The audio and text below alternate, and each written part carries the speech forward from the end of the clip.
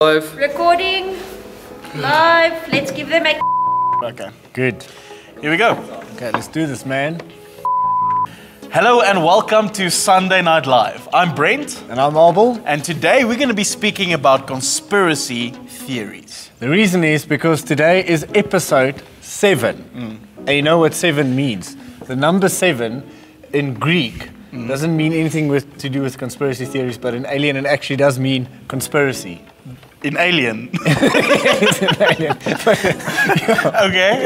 Yeah. But let's speak about But it's just apt. On the 7th episode that you speak about conspiracy theories. It makes a lot of sense, yeah. Yeah, Yeah. I know what's happening. You know what I think is a conspiracy? What's a conspiracy? Sunday Night Live. It makes no sense. It doesn't make sense at all. No. It doesn't, because let's think about it. Sunday. It's not Sunday It's not today. Sunday, it's Thursday. It's Thursday. It's Thursday today. Which leads me to the second problem I have with the name Sunday Night Live. It's not live. It's not live. It's on a Thursday. This is pre-recorded. Pre-recorded stuff. We can make a mistake. Yeah, I can do literally anything. We can like put a peep in now, and then put another peep in. Can And you then do it another. now? We did it now. It happened. It's not live. It's not live. pre-recorded. Pre-recorded. But Sunday night pre-recorded show would sound terrible. Sound terrible, yeah. And especially it's not night. It's not Sunday night It's live. daytime. It's light outside. There's nothing true about the name Sunday Night Live. You believe in Nothing. a conspiracy. Illuminati confirmed. Most Definitely. But let's get into it. So we're really excited. On the Good Question Show, we are going to be speaking about conspiracy theories and how to respond to conspiracy theories as a Christian. So let's do something fun for a countdown. What are we going to do? So what we've organized for you guys, seeing that we have budget this week again, that's really good, is that we've organized a Chinese lady to do some countdown for us, to speak in Chinese. Yes, or Which I think Mandarin. would- or Mandarin. Is it Mandarin? Chinese. I'm not too sure. I We'll don't research know. that. We'll okay. research that one. But with that, I was thinking while the countdown's happening, we could do like a bit of karate. We could play ninja. Ninja, yes. Yeah, because seeing it's from China, we need Yeah. to play ninja. I think that's actually quite racist because I think karate is from Japan and Is not it though? from. It's not the same place. Is it not it's like the saying real thing? Africa is a country. It's not a It's country. not this. It's not, yeah, quite it's- racist. But let's still play the not game, bad. though. Okay, Let's definitely. go. Okay. Here we go. 1, 2, 3. 13、12、11、10、9、8、7、6、5、4、3、2、1、0。 Have you ever wondered how to respond to conspiracy theories? That's a good question. Let's talk about that. This is the Good Question Show. Just tell me what I wanna know. The Good Question Show. Hello and welcome to the Good Question Show. Hello. Okay, here we go.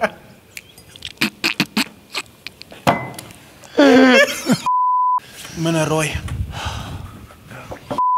Hello and welcome to the Good Question Show. I'm Brent. And I'm Abel, and today we are joined by Zander as usual, or oftentimes, not as usual. Hi guys, good to be with you As again. often. Can I Great. maybe just put something on the table? So last week when I was on the show, or 2 weeks ago, Yes. I got our date of marriage wrong. So can I just put it on air that we got married in repent. 2013 and not 2012? Okay. Which I realized watching the episode, and Nell looked at me and was like, "What?" Yes. Yeah. Yeah, so It's the small It's a thing. great example of a husband that knows how to say sorry and be scared of his wife.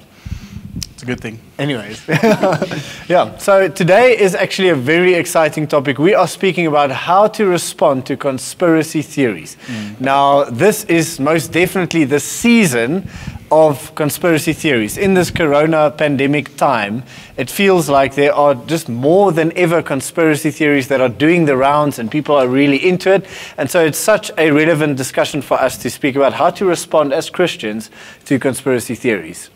So, before we get to our discussion, we first want to cover a couple of way out conspiracy theories. Now, we've all heard some crazy ones.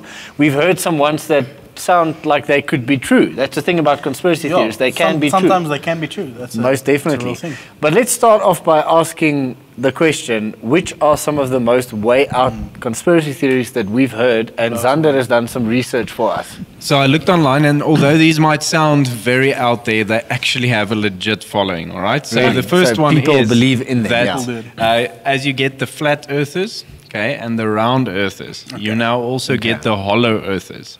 Who is a group of people who believe that the earth is hollow. Got the hollow earth in his hand. I know that song, yeah. I know that song. But also, there is a civilization living inside of the earth. Oh, really? Really? Yeah, so Earth that's people. a... So you got We're people Earth that people. believe the earth is flat, and then people that believe the earth is hollow, and Yes, people living with inside. people living And then inside, also yeah. people that believe it's round and just normal. Yeah, as well. those are the crazy ones. Yeah, those That's are- actually the... Watch out for those. That's a really crazy one. That's- Some of the others are that Elvis is still alive. Apparently, there's a picture doing the rounds of Elvis a few years later. Just how looking old bit- would Elvis be then today? Would I be like have no 110. idea. Possibly. I've yeah. also, there's actually a theory also out that Tupac is also still alive and he's living in Cuba, still producing albums. Nice. Michael Jackson as well. Yeah. So there are two others that I found really interesting. The first one was that Prince Charles is a vampire. But that's true. That's one of those that can be true, all right? And that Jay-Z is a time-traveling vampire. Okay. story. Which I think Yeah. can also be true. And then the final one, which is one of my favorites, is that the moon is not real. Really? What? And if Yes. it's not real, what do they say? Is it the hole in It the is. sky? I don't know. What is it? Okay. But is it made out of It's cheese? Elvis. That's all Okay. I want to know. Yeah. Is it made out of cheese? Yeah. Like, Maybe. but just on the hollow earth thingy, I just want to ask this: like, where's the entrance? Is it like in Welkom where all the mines are? Because I would say that would be a good entrance spot. Yeah. Where else? Welcome or Kimberley. Kimberley. There's a hole. So. Is there like a place at the North Pole? You slide Maybe, down. yeah. How do you get in? Interesting. I'm not But, sure. but the fascinating thing is there are actually people following this theory, they believe in it. But then I think at this moment, if in all seriousness, there are some of the conspiracy theories that are out there, and some of them sound a little bit more plausible. I think the one main thing that's doing the rounds now is definitely the one about the plandemic. Okay, that the corona is not. You said it wrong. It's a pandemic. Yeah, but that's the thing. They're Oh, saying it's a plandemic. Plandemic, okay. It was planned, either by the CIA or it's part of a economic warfare between America and China or someone trying to control the world. And the thing is, if you listen to that theory, there's a lot of sense in that. I mean, it's very possible or understandable why someone would actually believe something like that. Yeah. Which other theories are sort of big There's now? Like the 2020? 5G. 5G? Yes. 5G. It's a real thing. 5G, the cause for corona. Goes for corona. Yeah, so, yeah. so saying that in China, there was around the same time that COVID started, they were putting up 5G towers. 5G towers were kind of new, and they were actually saying that there was a scientist in where was it? It's a Dutch scientist, scientist. yeah, doctor or something. That just said that 5G. He was doing the research behind 5G to see like what are the causes for You're saying it's bad got a effects. negative effect, Effects. health effect on people. Yeah, And and then- then he just linked it to say, well, it's the same time that Corona started, and then question mark. Yeah. And then people just took this thing and took off with it, and started off the 5G. Started burning 5G towers like and intensely. everything else. Look, but I do want to say with regards to conspiracy theories, and especially the coronavirus, that when you look at history, people have done crazy stuff. Right, so Yeah. that's why conspiracy theories Yes. are popular, because people are known to do crazy stuff. And I think, especially in South Africa at this moment, I think a lot of people are very suspicious about, is the government now going to try and use this to drive some Yes. political agenda? Basically, all over the world, I think people are, and that's why I think we are at this point in people a... are questioning the government whether Yes. they sort of sincere in the lockdown or is it Exactly. actually just a front for Yes. another agenda. Yeah, a lot of suspicion. And you're right in saying there's a reason why people are suspicious, because governments have done some crazy stuff. In this country, I mean, just some of the things that happened under the apartheid regime that people at a stage thought was only a conspiracy, no way that would be true. And then later on it came out that was actually true. So it's that's why some of these things are actually plausible. And I think the big question is then just what do we do with that as Christians when someone is trying to woke us, to the truth? How do we respond? It's a good word that you got there. Woke us. Is it your new word for the day? Yeah, I love that word. No, it's if someone's got some sort of a truth, they'll say like, yeah, but you haven't been woke. You've been woke. You've not been enlightened. You've not been enlightened. Yeah, you've not been enlightened. So let me just ask this question though. So let's quickly speak about conspiracy theories. How do they work? Like, why are they so popular? Why do people, jump onto those bandwagons, whether they are plausible or even some of them that are not that plausible? Why are they so popular? I think if I look at conspiracy theories and the reason they can be popular is, number one, you just want to have that good conversation at a braai, Yeah. You want to come there and sound really smart. So you want to be like, have you heard about this new theory? And that's not a bad thing. I think it's good to have an intellectual chat with some people. Sometimes it could be intellectually engaging to hear definitely a theory. Was the moon landing real? And you hear some, it's an interesting conversation. Yeah. So it's really cool, and I like that. But the problem is when it starts to attack us, not on an intellectual level, but actually an emotional level. Okay. So that's when it becomes a bit more real. So us as humans, we are like hardwired in our brains to try and make sense of things. We don't like not knowing about things. We like knowing about what's happening in the world. We like knowing about... We want to understand. You want to understand the reason behind stuff. And that's why, they always have that one tannie at church that always says, everything happens for a reason. And our brain is hardwired as that tannie. Everything happens for a reason. We want to know why. And in this, we actually see where conspiracy theories come up, because of us not having enough knowledge about something, or it just being emotionally attached to us, we actually start making up theories around it. So, for instance, if I do not have a lot of knowledge about COVID-19, and I'm trying to make sense of it, I'm going to start making up a theory in my head that brings me, it makes me feel better about the situation. It brings me comfort.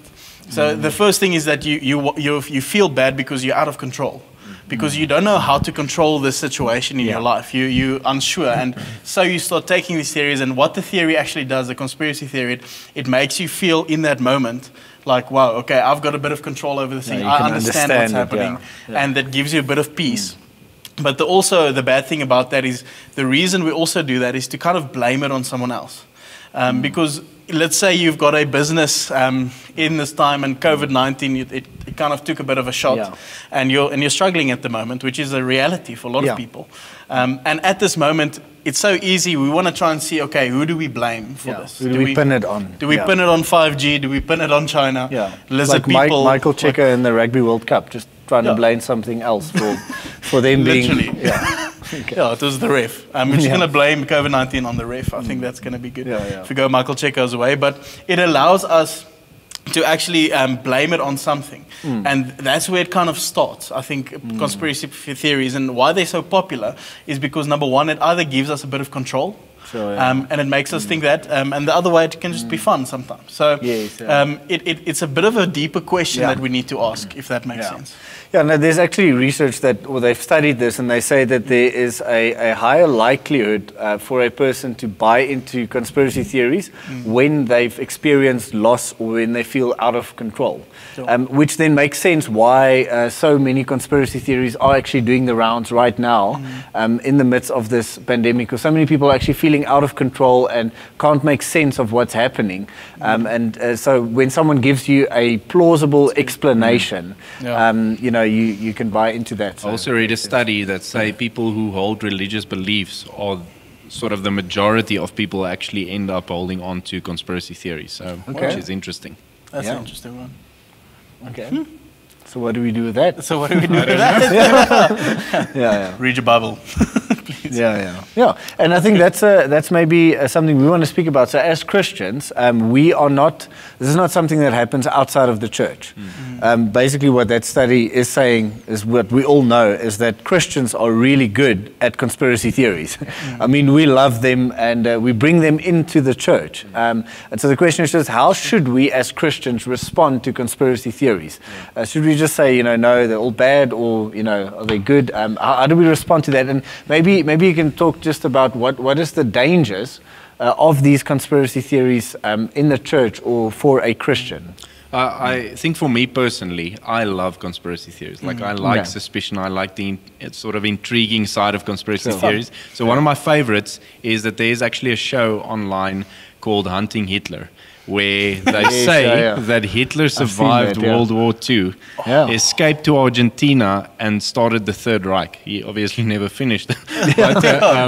But that was one of my most favorite ones. But in my mind, knowing that I'm so susceptible to them, I have sort of two categories. There's the one category where I sort of entertain and like to learn more about them. But whenever a conspiracy theory comes close to my belief system or almost my value system, I'm very careful. So I would more often than not just completely ignore it than to even start diving into it. And the reason for that is I found oftentimes in my own life and as I'm speaking to people, how when we start diving into these conspiracy theories, they tend to distract us.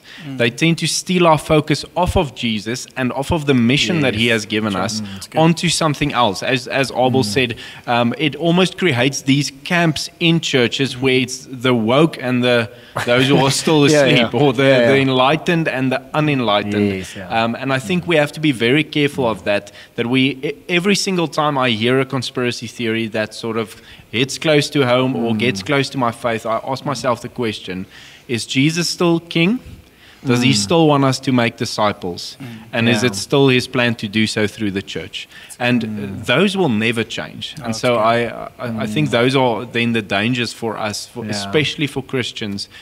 Be very careful that your focus doesn't veer off of Jesus, the mission, and causes divisions inside of the church. And I think maybe the third thing that it does is that it entices fear. It leads to a place of being in fear. And I think Scripture is also clear on that. Like the Spirit of God is going to lead you to a place away from fear.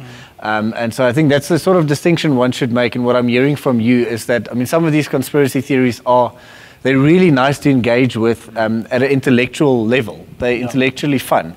And so, sometimes it's okay to engage here, but the problem is when you start engaging here and it starts bringing fear and sort of animosity in the church or between you and someone else. There's this mini-series that I watched a week or so ago called Waco, which is a true story about a sect called the Branch Davidians. And I think it was in 1993 where they actually had a standoff with the FBI for like 51 days. And at some point in the negotiations, the FBI said, we're just going to go in all guns blazing and we're going to get those people out because they didn't want to come out. There was women and children in there, all of those things. And there's a scene in the series where the negotiator tells the FBI, saying to them, every single time you respond with force, they take it as a test of their faith and they grow more committed to their mission, which was very significant for me.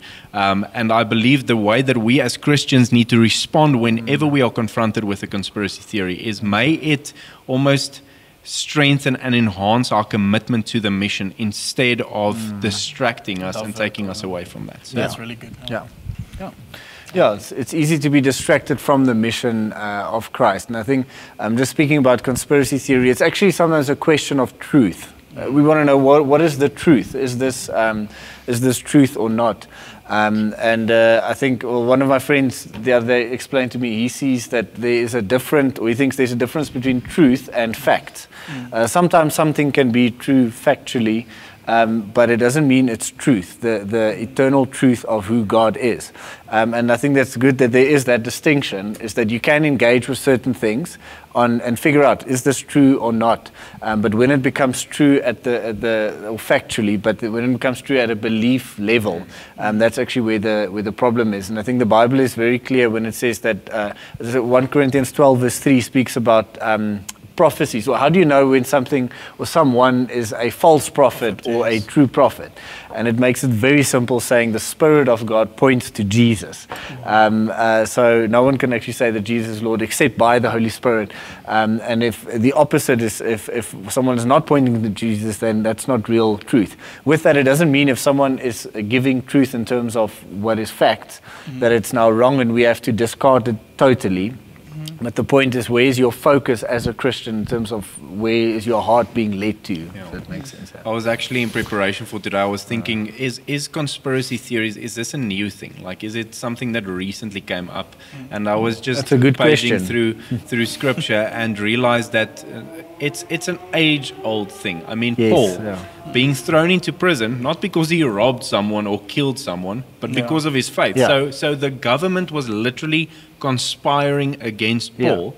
So it was a conspiracy theory, but it was true. It was 100% true. They conspiracy. were It was conspiring confirmed. against him. Yeah. But yet, when you read his letters, it's not like, guys, the government, Yeah. and this and that. It's always You need true to be the- woke, Church of exactly, Corinth. Yeah, be enlightened.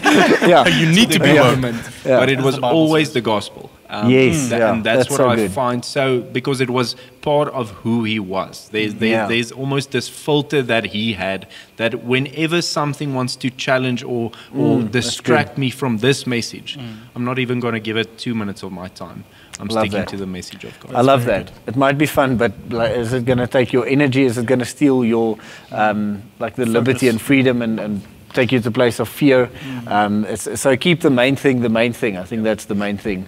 That we want to say today. Yeah. So it's a focus on Jesus. That's more important. I think maybe just the last one is just how do you respond when you've got a colleague or a friend at the braai that comes and tells you or tries to wake you to the truth and tells you about this conspiracy theory. How do you respond to that? I think sometimes it's just an intellectual conversation. It's fun to speak about it, and like as for me, like it is quite fascinating to think like, is this a plandemic or not? I don't know. But again, it's not going to take all of my energy and my time. My focus is on the mission. But it can be that. But sometimes when a colleague or a friend speaks to you about some sort of theory that he is buying into, I think that is only the fruit of a root cause or something else. And probably there is some sort of an insecurity or a loss or trying to understand something. And recently I had a conversation with someone where I was trying to challenge the person on the argument and on the sort of fact. But then as the conversation went further, I realized that's not actually where the issue is. The issue is because of this pandemic, there's been great loss. And there's been a lot of control that has been lost. And that's actually where the issue is. And so in terms of your colleagues or friends, when they come with these conspiracy theories, is to really have grace with them and try and figure out where the heart of the issue is or the heart of the matter is, and try and have grace and love with someone like that. In that, yeah. That's really good. I think it reminds me of John 4. Jesus speaks to the Samaritan woman, and she introduces a topic into the conversation about where should we worship, where are we going to eventually end up worshiping.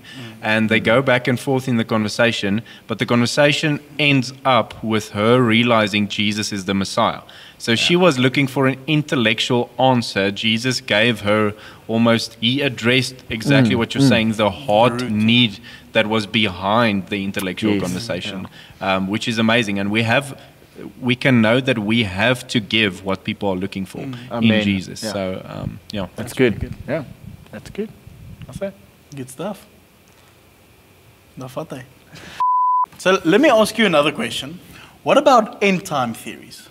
Like the end of the world. Like end of the world 2012? Yo, Checking. Remember 2012? that is a good question. It's a good question. Yeah. Sander, what do you think?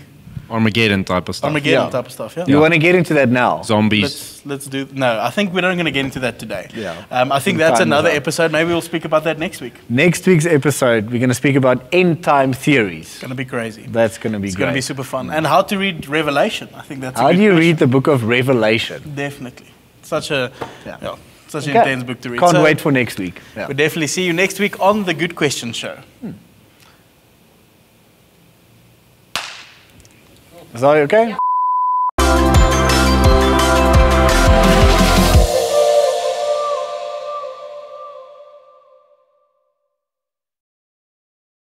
In the beginning of 2016, I was pregnant with my little girl, Sophia. And at the time, I was going through all the emotions of a first-time mom. All the joy, all the crazy hormones that make you cry for absolutely no reason, all the cravings. But at the same time, I was going through a lot of very difficult stuff personally. And because of what I was going through, it was actually starting to make me question a lot of things in my life. It shook my foundations. I started questioning why I was doing what I was doing at this time. I was questioning my trust in the people around me. I really had a moment where I just felt all I'm doing right now is just living from a place of survival, which is the worst place to be in. And at the same time, the church that I was a part of was also going through a lot of change. Some of it was very, very hurtful things, causing a lot of pain, and some of it, for the best part, brought a lot of healing. And so these two things were constantly going around in my heart. My church that I love, going through all of this stuff, my own personal battle. And then one morning, my good friend, James Pringle, sent me a short little voice note with just a couple of chords. I think it was literally just 3 chords with the word holy. And he just said, Annie, I don't know why, but this sounds like something you need to listen to. And what I will never forget is as soon as I heard those chords, something came over me like an urgency from the Spirit that I need to get to a piano right now. And I need to sing. And I had no idea what was going to come out, and it's never happened to me before. But I ran to the closest piano that there was in the building, a really out-of-pitch flat piano. And before even thinking, the first verse just came. And I didn't even get halfway through the song, and I was completely in tears because I realized, and I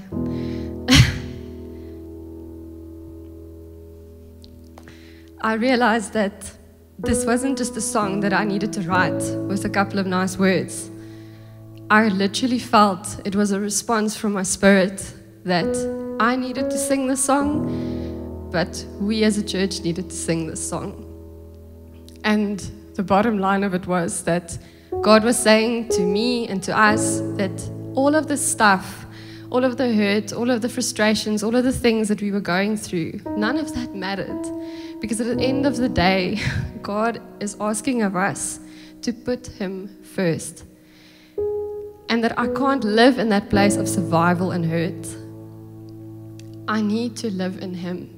And I need to lay down my life and my stuff and turn to Him. And so the rest of the song came from a friend of mine, Greg Boy. And when I heard the bridge, I broke. Because I realized this is not just my song anymore. It became our song. Something that all of us needed to sing to God. And so wherever you find yourself right now, I hope that this will become your song. Something that you can sing to God and say, Lord, here's my heart. Here's all of my stuff. I lay it down because you are who you are, and I choose you.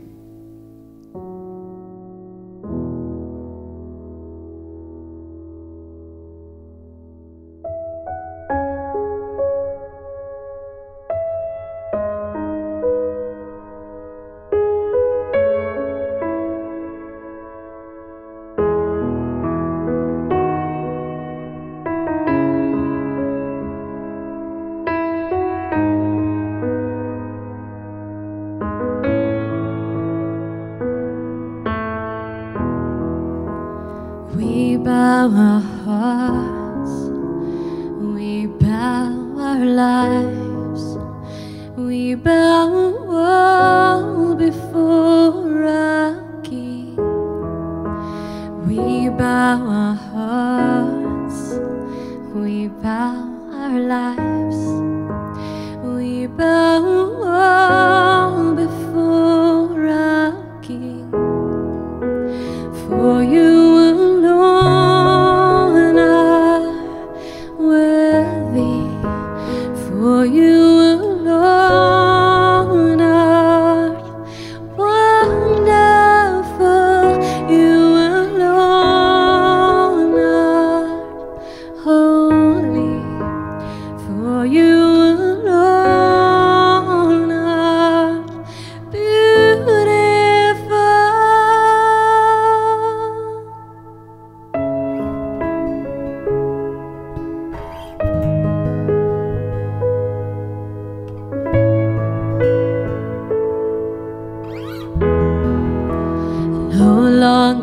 striving, in grace now abiding. We are surrendered at your feet, no longer striving, in grace now abiding. We are surrendered at your feet, for you alone are worthy, for you alone are wonderful, you alone are holy, for you alone are beautiful.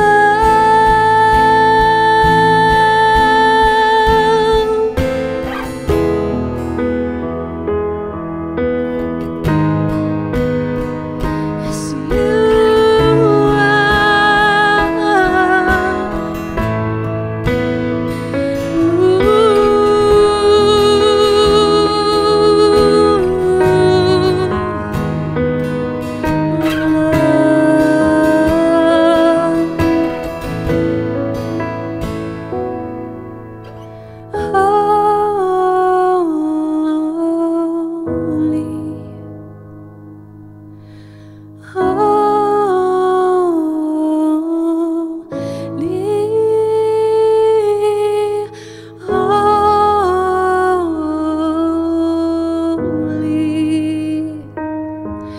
You are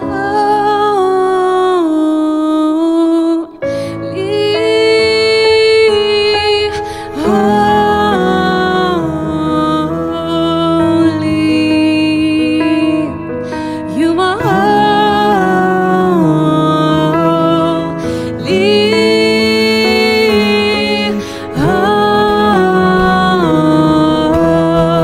holy. You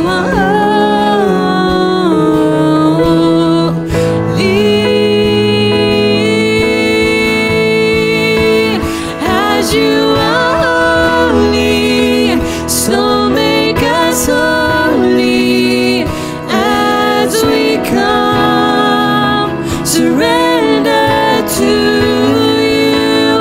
As you are holy, so make us holy as we come, surrender to you. As you are holy, so make us holy as we come, surrender to you. As you are holy, so make us holy as we come, surrender to you.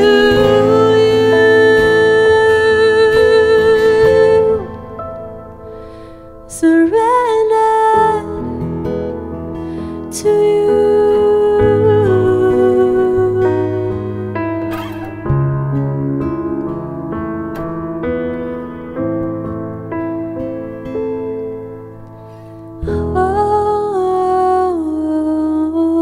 Holy, you are holy.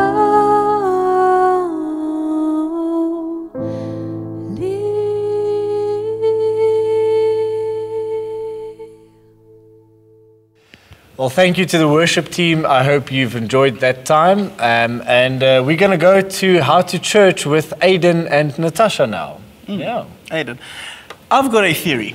Like a conspiracy theory. Yes. No, Okay. no, I wouldn't say, let's say conspiracy theory. Is that I think Aidan is an alien. Why do you say that? Have you got proof? I have scientific proof to show that Aidan Tell me. is an alien. Okay. Firstly, if you take the word Aidan and you take the word alien, they both start with A. What? Exactly. And then, you take the word Aidan and you say it slowly. You say Aidan. Aidan.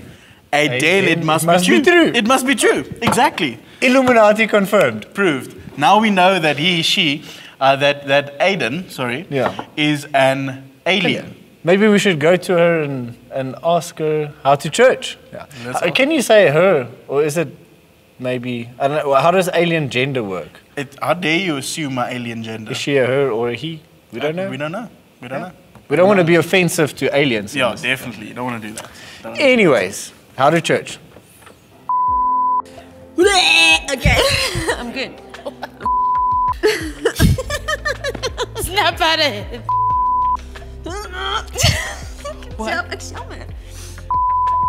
Is there a correct way to worship on a Sunday? Let's talk about that.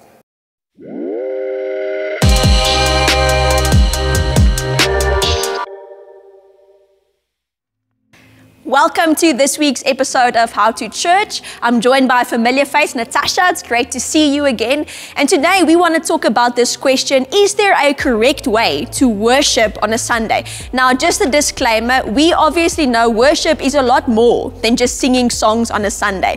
But for this conversation today, we want to talk about worship in the context of a Sunday gathering. So Natasha, let's get going. You are part of a worship team in our church. Is there a correct way for us to worship on a Sunday? I think the pinnacle of this question is just the idea of when you worship, is what is happening a reflection of what's happening on the inside? So what's happening on the outside, is it a reflection of what's going on the inside? And one key thing to remember about worship is that it's not about us. It's not about you or how you feel. It's about the one that you are worshiping. So when you think of Jesus and you think of the love and the faithfulness of God, is what you are doing a reflection of what has happened to you, your journey with God? And I think that's something that we need to remember frequently. Yeah, that's so cool. I mean, if I think whenever I get good news or whenever I see my husband who I love a lot, you know, what I'm feeling on the inside is a lot, you know. I feel extravagant in my love towards him, you know, or whenever I get good news, what you're feeling on the inside is so massive. So naturally, there's an outward expression. If you hear the good news that you just won $1 million, you're not going to be like, great, you know, you're going to jump up and down, you're going to wave your hands, you're going to celebrate what's happening on the inside by expressing it outwardly. Yeah, so worship requires from us a response, because when you think, just like what you've said, when you think about everything that's happened, your journey with God, it requires from you a response. And many people are so uncomfortable doing certain things like lifting their hands or singing out loud because they think they don't have a good voice. But the truth is that if it comes from a point of genuine love and a point of genuine worship, it's beautiful to God. And that's why sometimes the Bible refers to worship as an aroma, because that sweet smelling kind of wonderful display of your love and your relationship with God, no matter what comes out or no matter how you think or the way you think people perceive it, it's actually still beautiful. So the better question, you know, rather than asking, is there a correct way to worship in church, maybe we should rather ask the question, is my expression of worship on a Sunday, does it truly reflect what I'm feeling towards God on the inside? Think about what God has done for you. I mean, when I rock up here on a Sunday, I'm overwhelmed by the love of God. I can't not raise my hands. I can't not move my body, you know, because I want to express my love for God. And that actually makes me part of the worship team, does it not? Yes, and that's such an important thing, because as a worship team, when we pray to be vessels. What that means is we are just at the front line. The worship team is actually the church, the whole church. So we present our worship as a gift to God. So sing out loud, raise your hands, do what you feel is a necessary reflection of the relationship that you have with God. And maybe just, you know, to end off our conversation, we've kind of grown used to, you know, over the last few months to worship by ourselves, you know, at home during lockdown. But I want to encourage you. One of the best ways for you to build your faith, for you to, you know, make strong your relationship with God is to come and partake in corporate worship. And you do have the opportunity to do that now. Us as a local church, us as a family on mission, we do have gatherings, you know, we are getting together as community groups here in our building in a safe way. You know, we're taking care of all the precautions, and I want to encourage you, if you want to build your relationship with God, make sure you come and partake in corporate worship by getting together with your spiritual family. It will so just bless your relationship with God. So Natasha, thanks for joining me. It's always awesome to see you, and back to the studio. Okay, go. Oh, must I go? Yeah. Okay. Well, thank you, Aiden Lee, for how to church. Alien Lee. Alien She Lee. woke us to the truth on how to church. Woke. Very good. Very good. Okay. Well, we're at the end of our Sunday Night Live, but it's not really Sunday Night Live. Actually, Thursday afternoon pre-recorded show. Yeah, thank you. Welcome to Thursday afternoon pre-recorded show. Okay. It's actually what we should say. Yeah. Definitely. To me, come and woke the people on what's happening in church this week. Woke. Hey, so I'm Timmy, announcement guy, and for all our teens out there from the age of 14 to 18, Fusion is back up and running at 6 o'clock on Friday nights. If for more information, contact Brent. And another, second of all, this is for everyone. Whether you're young and fun or you just know a bunch of stuff, we have a quiz night on the 23rd of July. Remember to sign up. It's going to be tons of fun. And if you want to help this family reach more people, there are 3 ways in which you can do it. There's PayFast, EFT, and Zapper. So, well, this has been me, Timmy, announcement guy, wishing you a happy Sunday. This is a live recording.